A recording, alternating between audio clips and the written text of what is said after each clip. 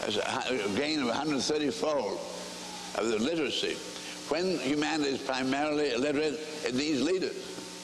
You can understand it, get the information, deal with it. But when we're at a point where the majority of humans themselves are literate, able to get the information, I was saying we're in an entirely new relationship to the universe, where the point of the integrity of the individual counts, and not what the political leadership or what the religious leadership says to do. The matter now of humanity getting to a point where it's now qualifying to make some of its own decisions in relation to its own information. That's why we come to a new moment of integrity. Buckminster Fuller, just months before he died. Hunter Levin's this whole discussion about nuclear power. Oil and gas too expensive, let's go to nuclear power. Barack Obama and John McCain agree perhaps on that point, though not exactly clear where Obama wants to go with this. What are your thoughts about nuclear power and where Buckminster Fuller would stand? Actually, I think Bucky and I stand in about the same place. We both liked nuclear power. Remotely sited 93 million miles away will do just fine, thank you. He was a big fan of using renewable energy. And we can meet all of our energy needs, first of all, by using energy very efficiently. That's the cheapest thing to do. Second, by getting the remaining supplies that we need from the already available cost-effective renewables. And in fact, this is what's happening. Nuclear power, the 2 units outside of Tampa now are at 17 billion and rising. New nuclear plants will probably come on at something like 12 billion. Neither McCain nor Obama have done the numbers. We simply can't afford it. If you want very pricey energy, nuclear is a good choice. So why is it being pushed?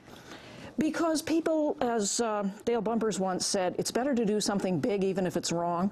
They think, oh, big, good. Absolutely wrong. Again, wind last year came on. We brought on 15 gigawatts. A gigawatt is roughly a nuclear-sized chunk of electricity. 15 gigawatts. If we'd have built 15 nukes, you would have noticed.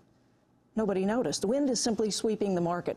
It is either the first or second fastest growing energy supply, followed or led by solar photovoltaics, which are coming on equally rapidly.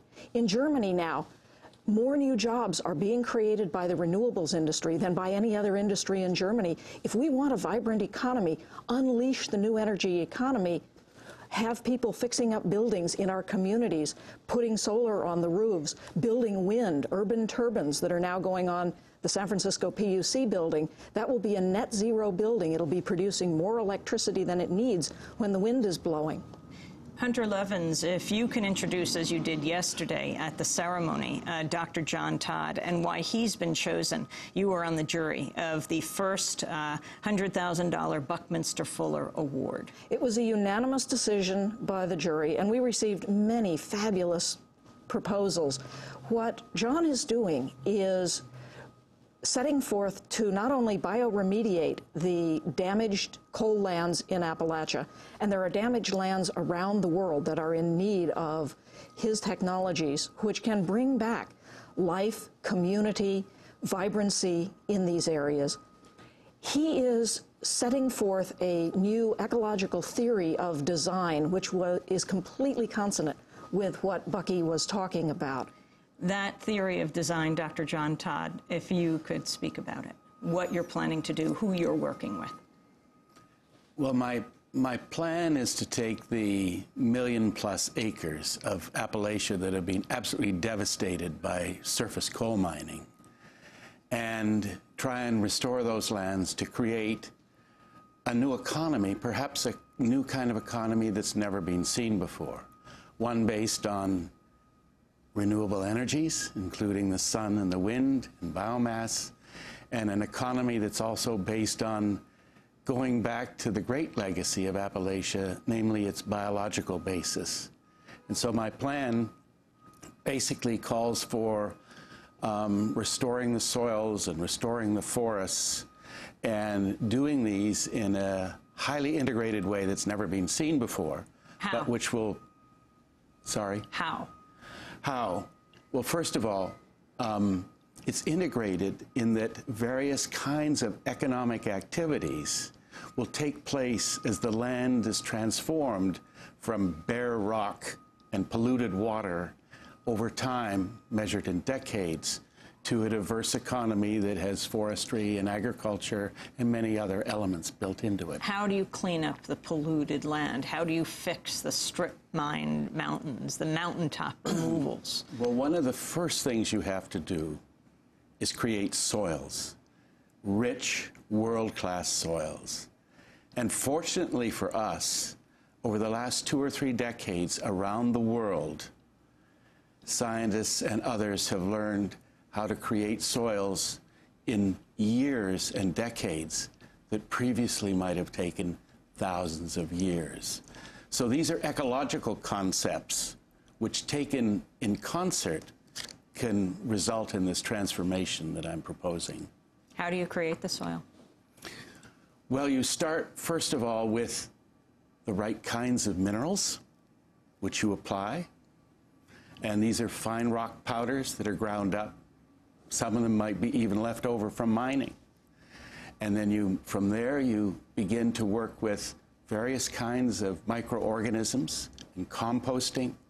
And you also sequester you take carbon dioxide out of the atmosphere, which is a problem, and you introduce it into the soils through the medium of trees. And the people of Appalachia, how do you work with them? The people of Appalachia, the plan is quite radical. It basically allows for the transformation of ownership from a large land trust into giving back ownership of the land of Appalachia to the people who are actually working on the land, the people who are working in the forests, on the farms, in the biomass plantations, in the game ranching areas, all of these things. And so critical to my plan is giving the people of Appalachia a genuine stake and a genuine ownership in the new economy which will be created. It's the opposite of what is there today. And our plan also is intended to involve the miners of today being part of the restorers of tomorrow. Even some of the machinery that they use to destroy mountains can be used to build soils. John Todd, the first recipient of the $100,000 Buckminster Fuller Prize. I want to end with Buckminster Fuller's grandson, Jamie Snyder. In 30 seconds, how you want your grandfather to be remembered, his work carried on. Well, I remember driving with him to the airport not long before he passed on. We had a short ride in Los Angeles, and we got in the car, we're driving down. He said, "Jamie, what's the most important thing we can be talking about right now?" He was a person who lived his life very much in touch with the critical survivability of the planet and believed that individuals are the key to fixing those problems. On that note, I want to thank you all for being with us. Jamie Snyder, Buckminster Fuller's grandson, Dr. John Todd, professor at the University of Vermont, and Hunter Lovins, head of the Natural Capitalism Institute. I also want to wish Karen Ranucci a very happy birthday. Democracy Now! Is produced by Mike Burke, Shrufo Dokadu, Saren Mata, Angeli Kamat, Jeffrey Hagerman, Steve Martinez, Nicole Salazar, Hani Massoud, Ravi Karen. I'll be in Des Moines, Iowa on Friday, Saturday, next week in Denver, Aspen. I'm Amy Goodman. Thanks for joining us.